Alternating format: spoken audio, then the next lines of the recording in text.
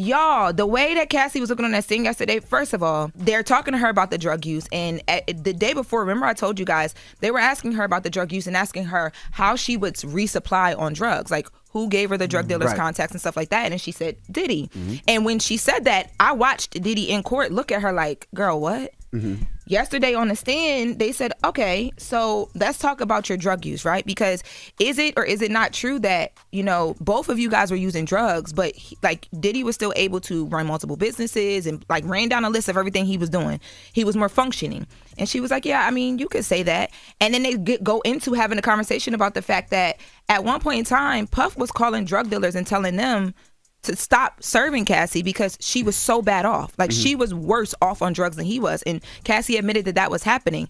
The day before that, though, they painted it as if she was like lost in this whole like drug abuse thing that was caused and spiraled out by Puff. Yesterday, the conversation was, no, you were making choices on your own, to the point where he was even having to intervene with some of her friends because he didn't like how much drugs she was doing. He was trying to like protect the way that they were doing. Like they were doing their things, right? But he was trying to make sure that it was, from what they're alleging, that it was a lot more safe. And she didn't push back on it. I thought they were saying, I thought Diddy's team was saying that Diddy was also on drugs really bad, and they were trying to say that's why he didn't remember putting hands on her. But they even said he OD'd. He OD'd, yes. So look, they never, and this is why I'm saying the prosecution left their star witness out there looking crazy, because Diddy's team has never ran from any of that. They have talked about his drug use. Yesterday, it did come up in court that he overdosed at this around the time that Whitney Houston passed away, right?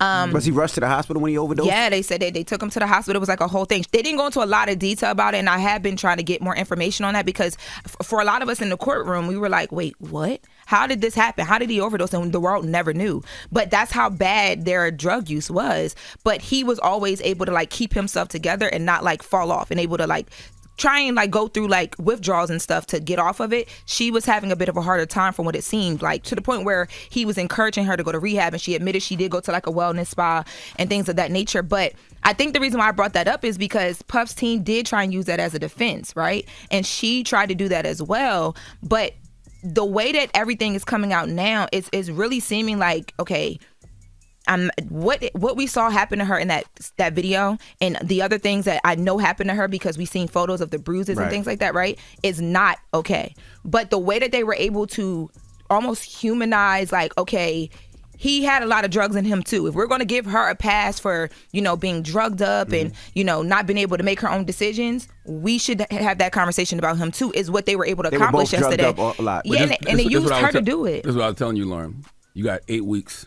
You're going to go crazy, because every day when the prosecution is on, the prosecution is going to say things that make sense. When the defense is on, the defense team is going to make things that make sense. You're going to be playing hopscotch like, oh my God. Charlotte, look at this. You got 8 weeks. I am like, I'm like, if I was a juror, I would be so stressed out. You should really do a book and documentary after this, because you're there every day. Next question, I was going to ask, could Cassie be charged? Will they charge Cassie? Because from what you're telling us, it was like baby girl was the number 2. She was number 2, and she was setting up. I told y'all that yesterday. Yesterday I said she was G Money and Diddy's Nino Brown. The freak offs, and she allegedly supplied some of the drugs. That's what it seems like they're saying. So could she be charged as well? I had asked some questions about that yesterday to a source who told me that they had heard that there were some conversations about immunity, which would only make sense. But they can't 100% confirm it. But I'll have that by Monday.